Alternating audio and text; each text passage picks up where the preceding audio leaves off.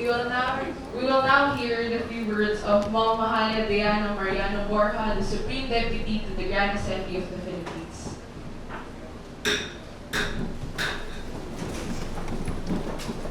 You will join me in giving her a hearty welcome.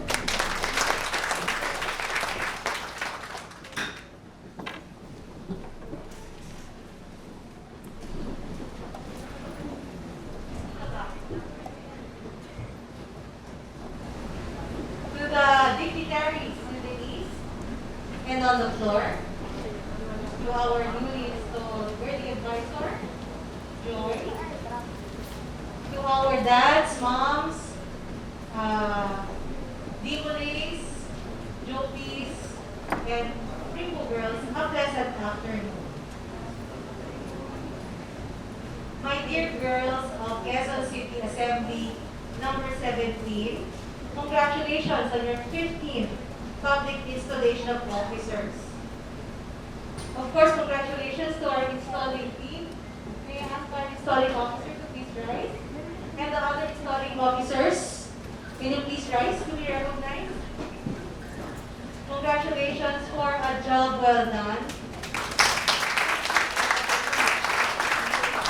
Headed, of course, by our installing officer, very proficient, Thea T. Thank you so much.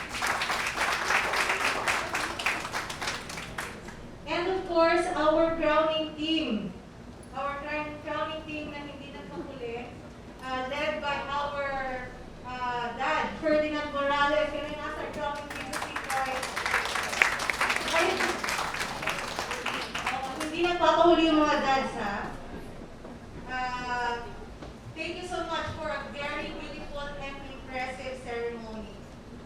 Again, congratulations to the newly installed officers led by our new worthy advisor, Joy Argote. I wish you an enjoyable and productive term under, of course, the guidance of our new mother advisor and assistant mother advisor and advisory board. Congratulations also to our immediate past worthy advisor, Adulet Se, and the officers of term 2022A for a job well done even under the circumstances of the pandemic and the start of your face-to-face. You were able to continue with the many activities during the term. I hope you are all very proud of what you have accomplished during your term in 2022. For those who know, I just came back a few months ago from the Supreme Session held in Oklahoma, and there are so many stories, so many pictures to share. We have our new Supreme Worthy Advisor, Mrs. Kay Letterman. And our next Supreme Session will be held in Hampton, Virginia in 2024. She has two service projects under the term called Purses of Empowerment and First Care Responders Care Bank, which I will discuss further to our mother advisors during the Luzon mini session. Also, they have, if you notice, I'm wearing this Pandora-inspired bracelet from the Supreme, which is your incentive for membership. Same which I will discuss with your mother advisor during the mini session as well. While there are so many stories to share with you about Supreme Session, it is unfortunate that I can only share with you what I experienced. I can share stories, I can share pictures. However, the experience itself, hindi ko ma-share with you. You can only rely on what I say. It was actually a happy moment because the last time I attended Supreme Session was 20 years ago when I attended to represent the Philippine jurisdiction as a past Grand Worthy Advisor. So it was a happy time, but also it was a sad moment because there was a realization that only a few delegates or is in attendance of our Supreme Session, considering that Philippines is the third in terms of membership throughout Rainbow internationally. That being said, I wish that we could build a larger delegation for our next Supreme Session. I want this to be a target of our jurisdiction to have more delegates to come and experience the Supreme Session, because the experience that you gain from Supreme Session is different from the experience that you're going to gain from mini sessions and from the Grand Assembly session. So I'd like to encourage everyone who has a visa to start preparing for that. Obviously, because it is going to be done in the United States, it will cost a certain amount of money. Okay? So that's one of the things that we are looking at. That's one of the things that our Grand Executive Board is looking at. How can we now fund more girls to join our Supreme Session? That is yet something that we still need to figure out. But in the meantime, if you can, please prepare for those who already have visas. For those who do not have visas, there is time for you to apply. Okay, so apply na tayo, let's try. If you want to join our Supreme Session. Because it's a really good experience to have. In the meantime, again, let's focus for those, keep that at the back of your mind or your head, na i-target natin in 2024 to join Supreme Session. But in the meantime, while you're doing that, let's focus on our jurisdiction, which our upcoming activity is our mini session in Luzon. That's next week. Mini session in Luzon in Nueva Ecija, which will be in Nueva Ecija. That's next week. And I'm very excited to see all of you there. And of course, I hope that you are all also preparing and you've already bought your tickets for the Grand Assembly session in Zamboanga in 2023. Yes? Yes! Ay, hindi sigurado. Okay, so I'll see you in Zamboanga. I'll see you in Nueva Ecija. Magandang hapon sa inyong lahat.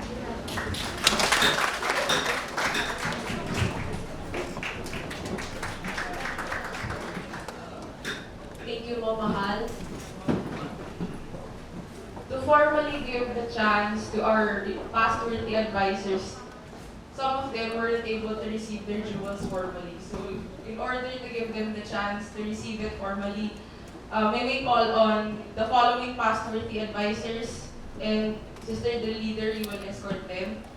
Sis Gabriel Ann L. Joaquin for Term B 2020, Sis Maria Christine Joy S. Katakutan for Term A 2021, and Sis Gail Ann Ulris L. Paras for Term B 2021.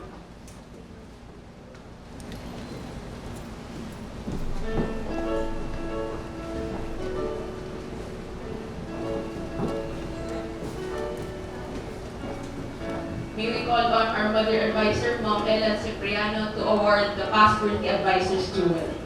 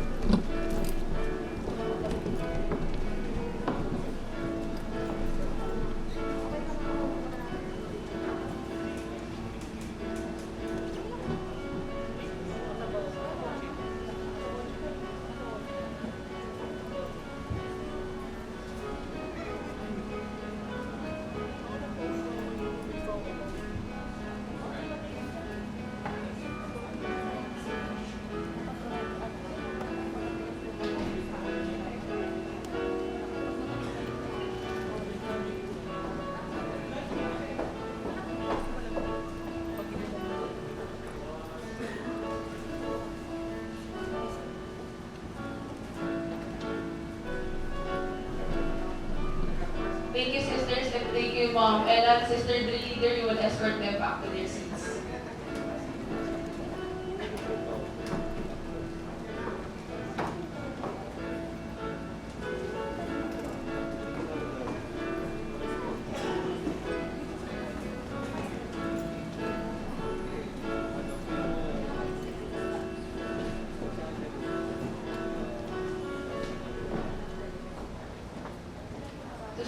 appreciation to our dads, moms, and guardians who supported us in our assembly, we will have a flower offering to each one of you.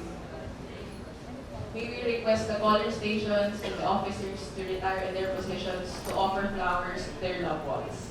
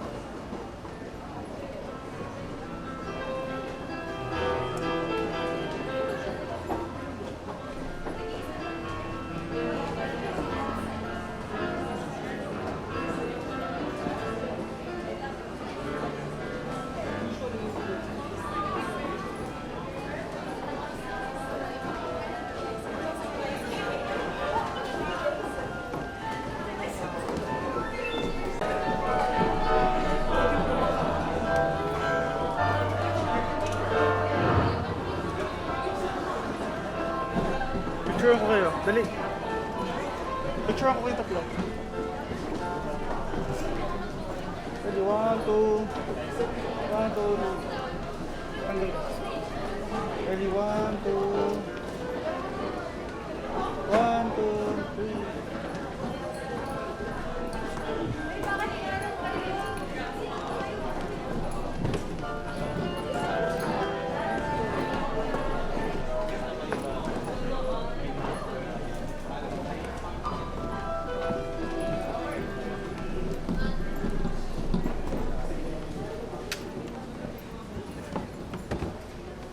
Sister Drill Leader. Sister Drill Leader. You will escort Mom Raisa Hansi Bahena to the east for the introduction of guest of honor and inspirational speaker.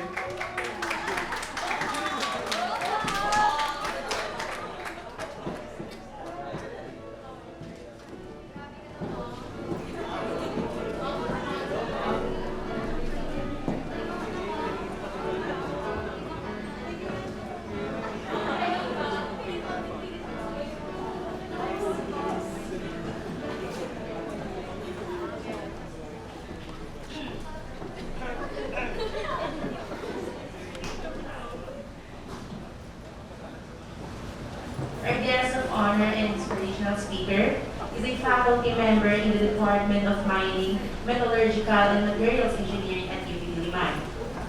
He earned his bachelor's degree in chemical engineering and his MS in material science and engineering from UP Diliman.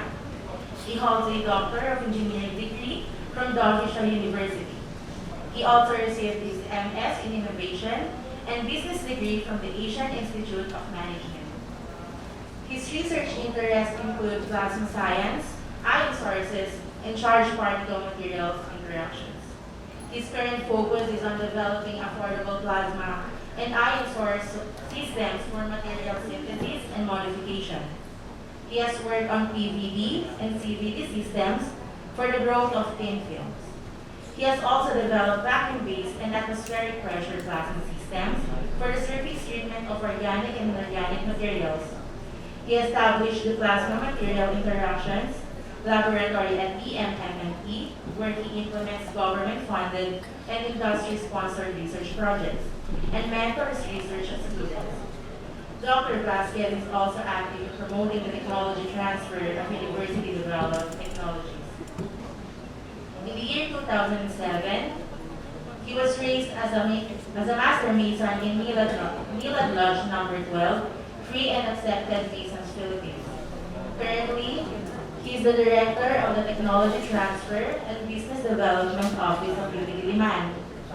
He was the former chairperson of the MMMP, past president of the Vacuum Society of the Philippines, past counselor of the International President of the Vacuum, past counselor of the International Union of Vacuum Science, Technique and Applications, and delegate to the Asian African Associate for the Plasma Training. He has been conferred the title of UP Scientist since 2018. In 2019, he was appointed as an Innovation Fellow of UP. This year, he was named Outstanding Engineering Professor of the College of Engineering. Let us give a round of applause to our guest of honor and inspirational speaker, Dad Magdaleno R. Vasquez Jr.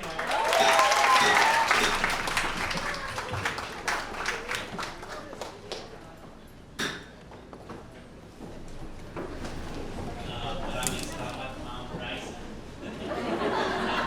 So, with the dignitaries in the east and on the floor, to our newly installed officers led by worthy advisor Joy Arlone, to our newly installed advisory board, Mother Advisor Ma'am Ella, to all the moms and dads here today, and of course our brothers and sisters and guests, magandang hapon po sa inyo lahat. So I look at your program, and the theme for today's installation is about the darkest nights produce the brightest stars. And I do agree. They say the night is darkest when the dawn is nearest. A glimmer of light is a glimmer of hope. And this goes a long way. Hope is one of the beautiful words of the English language. I hope you agree with me. Hope give us strength. And for me personally, my motto is Dum Spiro Spero.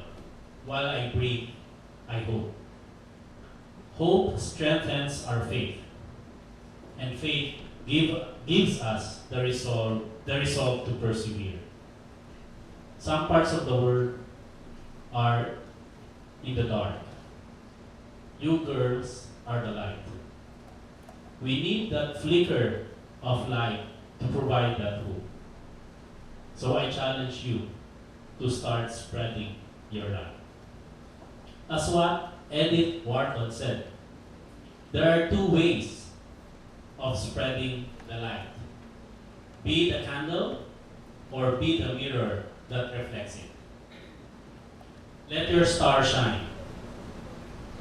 And what happens when you combine all the stars?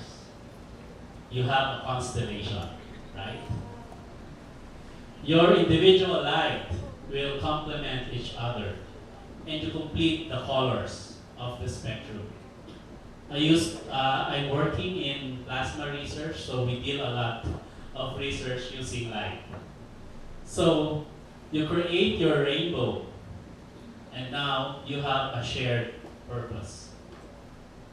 Banding together will just intensify your brightness, which you can use to brighten our world, consumed by darkness.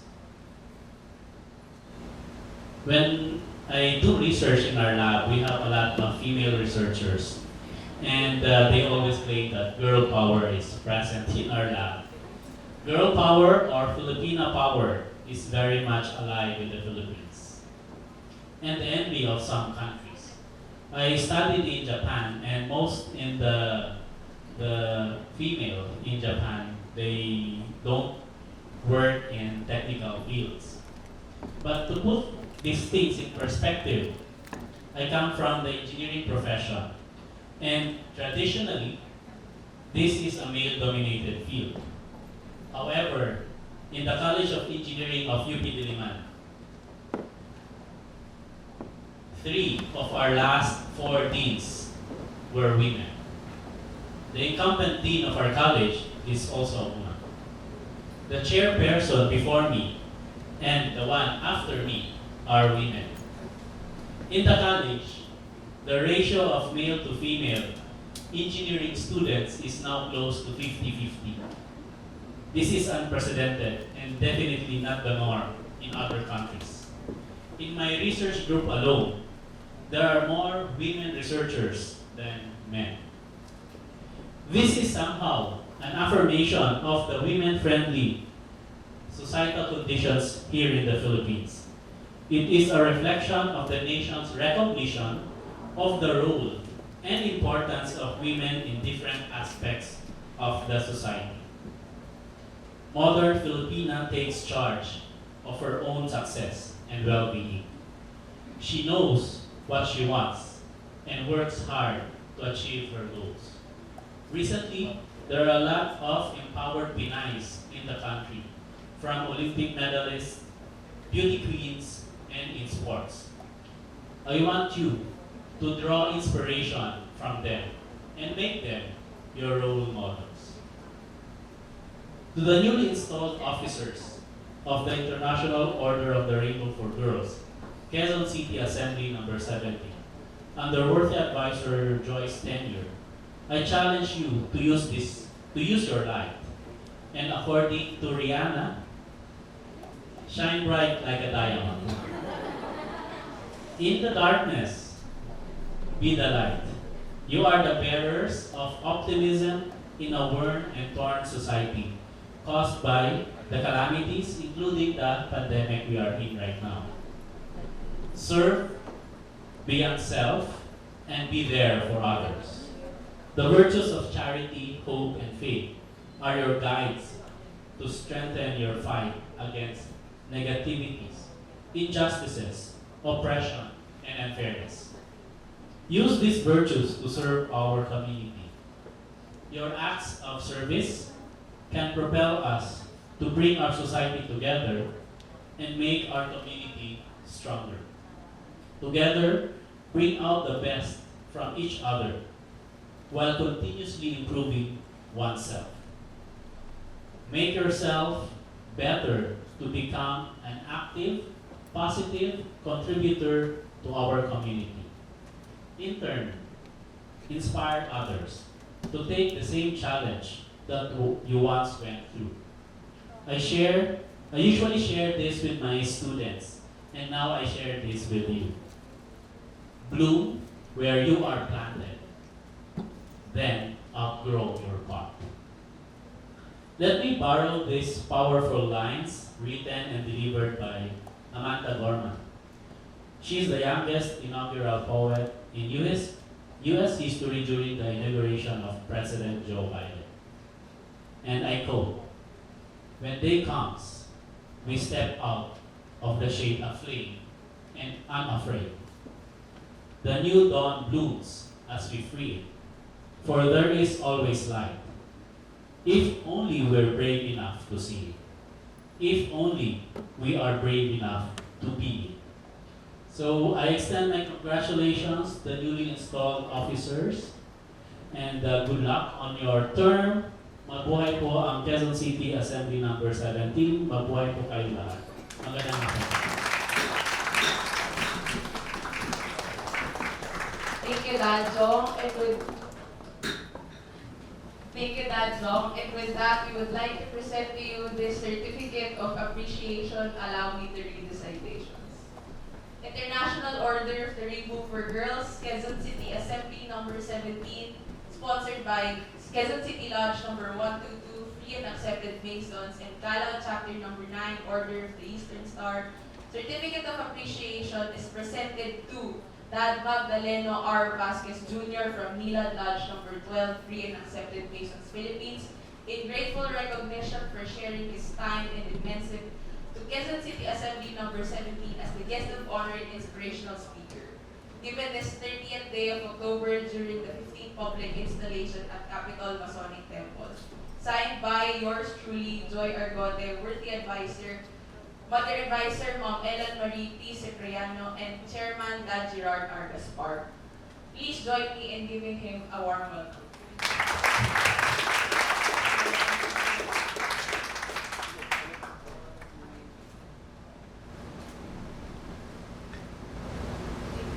Thank you again, Dad Jong. Sister Leader, you will escort the following sisters from the installing team. Installing officers is Thea T. Installing marshals is Gabby. Installing recorders is Casey. Installing chaplains is Gail. And installing musician is JR to the East.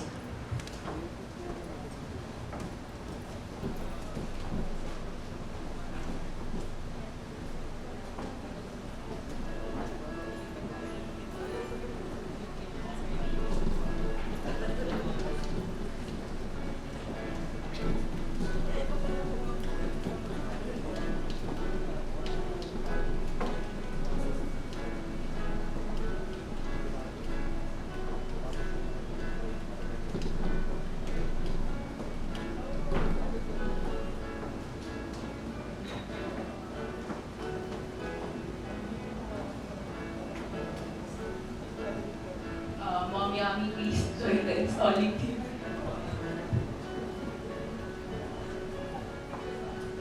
Before I formally award this certificate of appreciation, I'd like to extend my thank you to the installing team for a job well done and for your support to my term. We love you. We love you. Thank you for your endless support to the assembly despite your busy schedule. So I'd like to present this certificate to installing officers, is Thea. To installing hostess, Mom Yami. Installing marshals is Gabby. Installing recorders is Casey. Installing chaplains is Gail. And installing musicians is JR.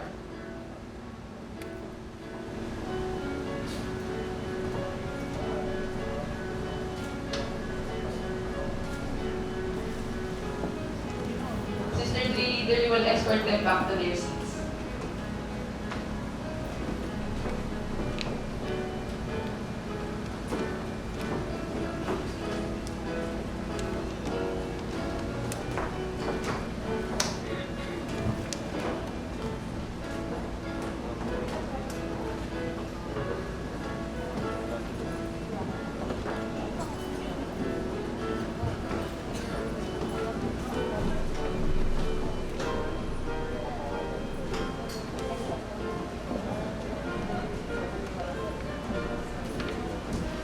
Sister Leader, you will escort Mom Filipina Pangan Aquino to the east.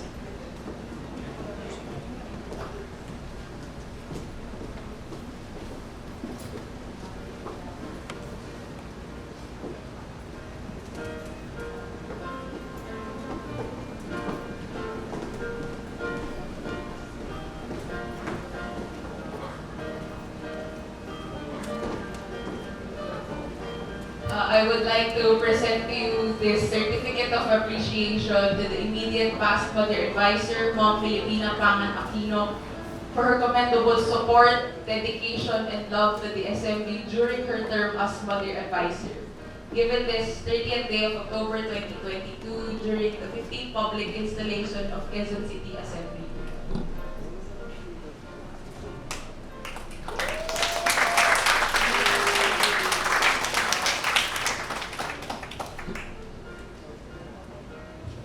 Sister Leader, you will escort Mom Pines back to her seat. After which, you will escort the immediate pastor, the advisor, Sis Tony.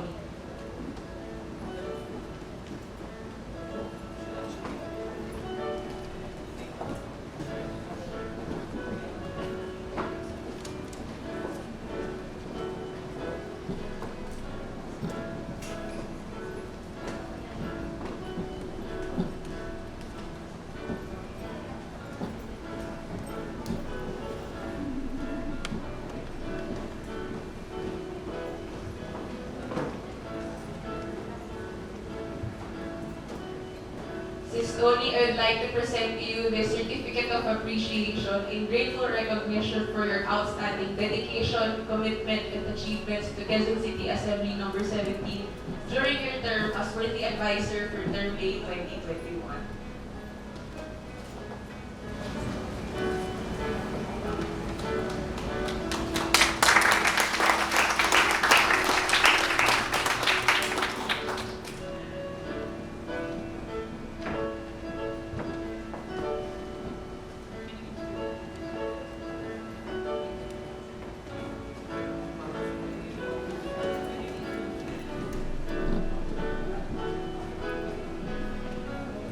I would like to also present this certificate of appreciation to the following dignitaries, namely Ma'am Eleanor Roque Ridor, Past Supreme Inspector in the Philippines, Ma'am Mahalia Diana Mariano Borja, Supreme Deputy in the Philippines, and Dad Joey S. P. Ridor, Deputy to the Most Worthy Grand Patron in the Philippines, Order Placed and Star. Sister Drilly will escort Dad Joey to the east.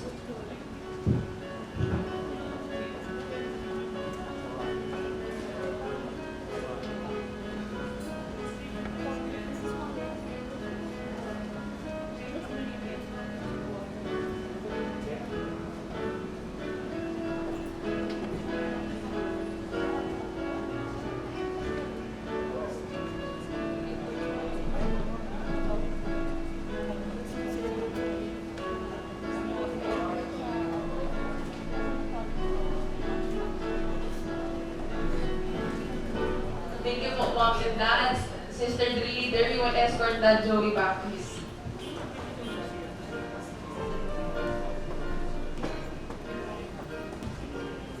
Sister Drilly, you will escort Mom Filipina Pangan Aquino to the east for the closing remarks.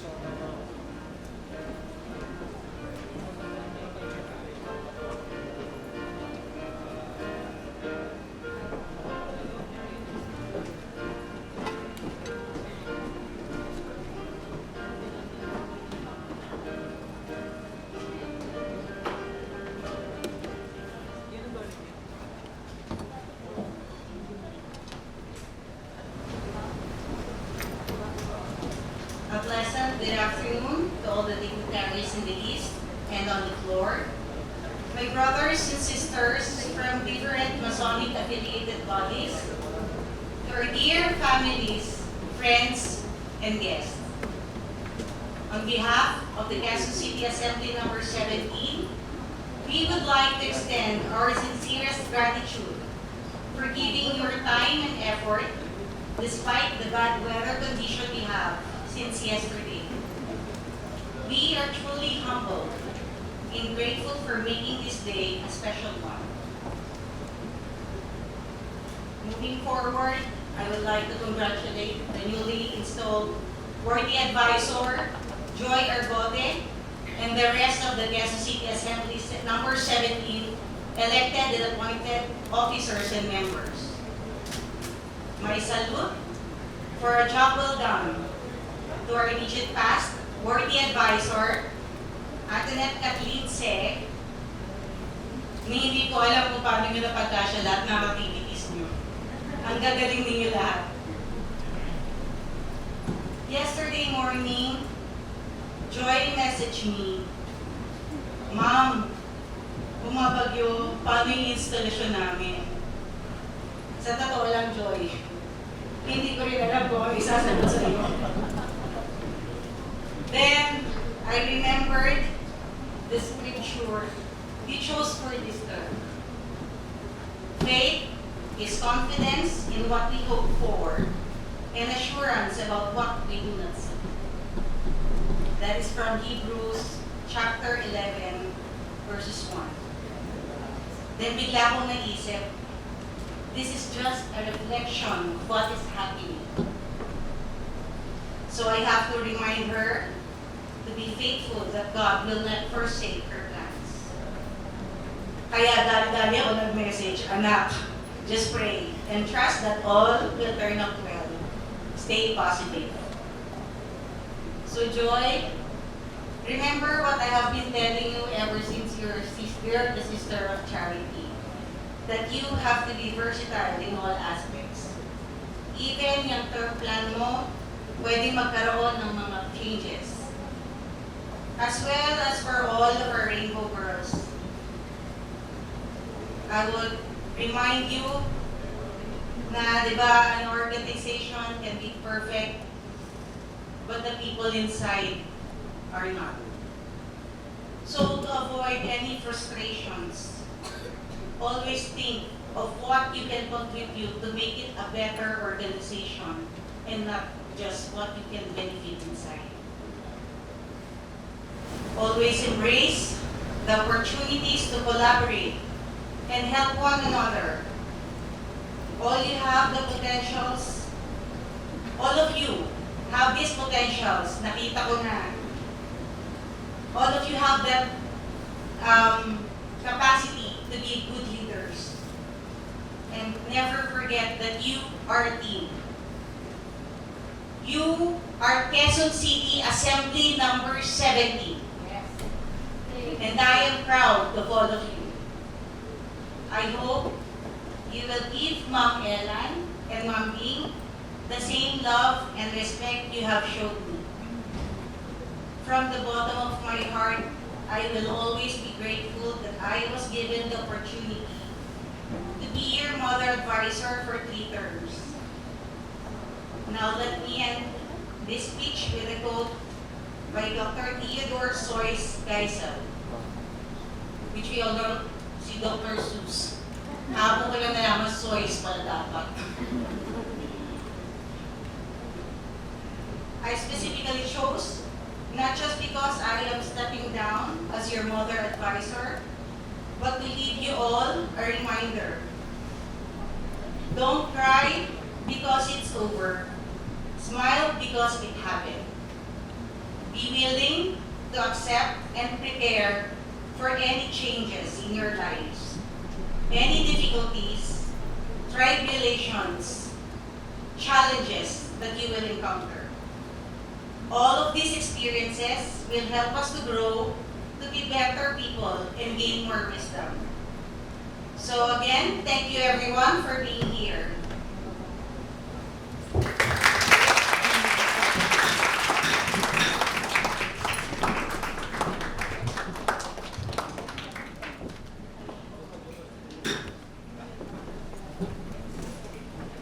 Mr. Leader, you will escort Long Pines back first.